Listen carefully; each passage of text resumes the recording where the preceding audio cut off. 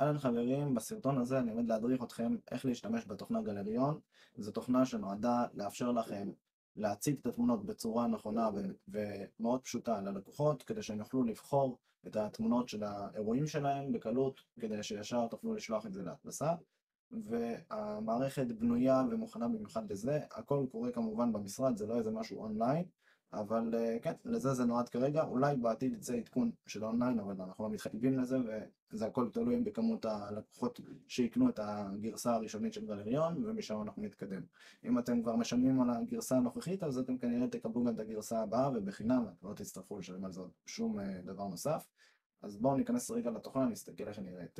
יש לכם פה את הניהול גלריות, יש את ההוספת גלריה, ויש את המערכת חיפוש, ופה מופיע לכם שלא נבחר כרגע עדיין גלריה להצגה. אז בואו נוסיף גלריות רגע, לדוגמה, נגיד נוסיף חתונה, ונוסיף בר מצווה, ונוסיף ברית מילה. אתם רואים איך אני מוסיף, לוחץ על בחירת תיקייה, והוא פשוט מוסיף את הגלריה.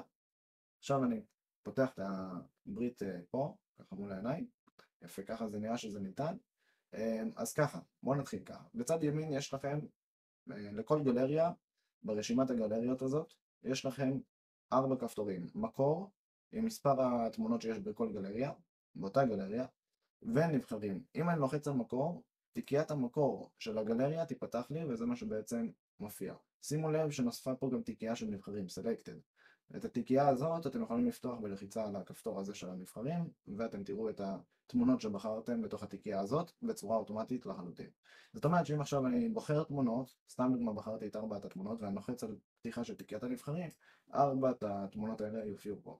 אתם יכולים כמובן להגדיל כל תמונה ולהשתמש במקש ימינה ושמאלה, ומקש רווח לבחירת תמונה או ביטול בחירה, וככה אתם יכולים לאפשר למשתמש או ללקוח שלכם שיגלול בתוך התוכנה בצורה מאוד מאוד נוחה ופשוטה, בלי כל שנייה לשחק עם העכבר או משהו כזה.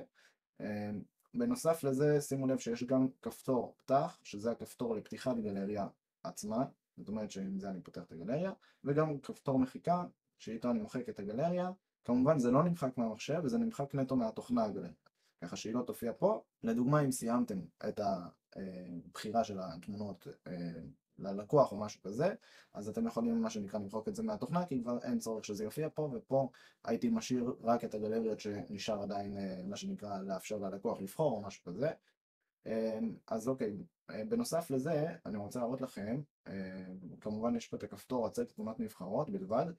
אז אם נגיד עכשיו אני בוחר את התמונה הזאת והזאת והזאת, אני לוחץ על הכפתור הזה, אז הוא יציג לי את התמונות שנבחרו.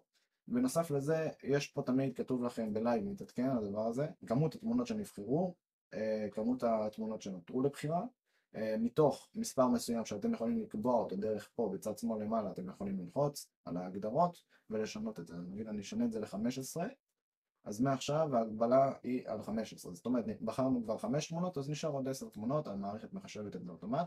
ואז אם אני עכשיו מוסיף עוד תמונות, ונגיד ואני מגיע להגבלה של ה-15 תמונות, אז הוא כבר לא יאפשר לי לבחור תמונות נוספות, הוא יגיד לי ניתן לבחור עד 15 תמונות בלבד. מאוד פשוט, מאוד קל. עכשיו, גם המערכת חיפוש, אני אראה לכם איך זה עובד. אתם לוחצים כותבים פה בחיפוש חתונה נגיד, אתם יכולים לחפש והתוצאות יופיעו לכם לפי סדר. בנוסף, יש לכם אפשרות לשנות את השם של כל גלריה, ככה שממש אתם מקלידים מה שאתם רוצים, ולוחצים על כל אזור אחר בתוכנה, והמערכת תשמור את השם החדש של הגלריה, ואם אני אפתח אותה מחדש, תראו שהשם יתעדכן גם פה. וזה בסופו של דבר בערך פלוס מינוס התוכנה. כמובן שכל מה שאתם רואים כרגע מול העיניים נשמר בצורה מלאה, אתם לא צריכים כל פעם מה שנקרא לפתוח גלריה מחדש או משהו כזה, זה נשמר לגמרי בתוך התוכנה, וברגע שאתם תפתחו אותה שוב זה ייפתח לכם בדיוק איפה שעצרתם, רק תצטרכו ללחוץ על פתח על אחת הגלריות ופשוט תופיע לכם הגלריה. רק תשימו לב שכרגע זו תוכנה שהיא לוקלית והיא בעצם יושבת על המחשב, אוקיי?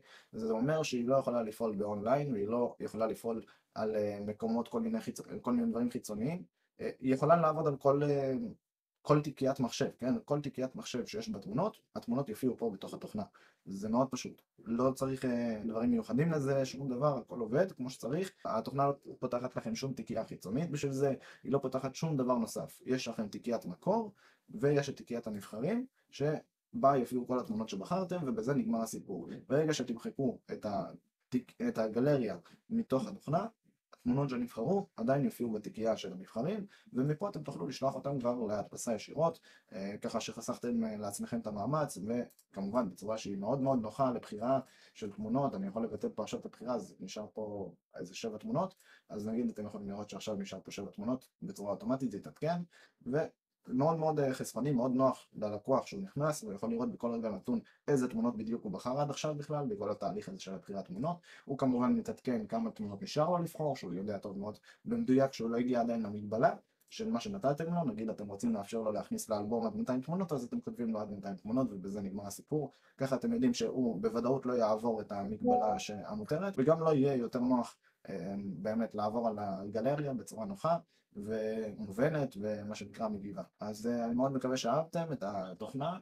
אני מאוד אהבתי, אני עומד להשתמש בה בעצמי. זה לא מתאים לכולם, זה לא מתאים לכל צלם וצלם שיש היום בעולם, אבל אני כן חושב שאני פותר ללא מעט צלמים את בעיית הבחירת תמונות בשביל הלקוחות, ולדעתי זה יפתור את הבעיה הזאת ללא מעט צלמים. אני מאוד מקווה שנהנתם. אם אתם מעוניינים בתוכנה או יש לכם עוד שאלות על התוכנה, אתם מוזמנים לשלוח לי בפרטי ואני אענה לכם בעזרת השם על כל השאלות. שימו לב שהתוכנה מתאימה רק לווינדוס 10 או 11, היא לא מתאימה למחשבי Mac. זה כרגע התמיכה שיש לנו. ברגע שיהיה איזה עדכון ופתאום יתאים גם לגרסאות של חברות אחרות, אני אוסיף ויעדכן את זה באתר, וככה תוכלו לדעת שהתוכנה גם תומכת בעוד דברים נוספים, אבל כרגע היא תומכת רק בווינדוס 10 או 11, וזהו, אני מאוד מקווה שנהנתם.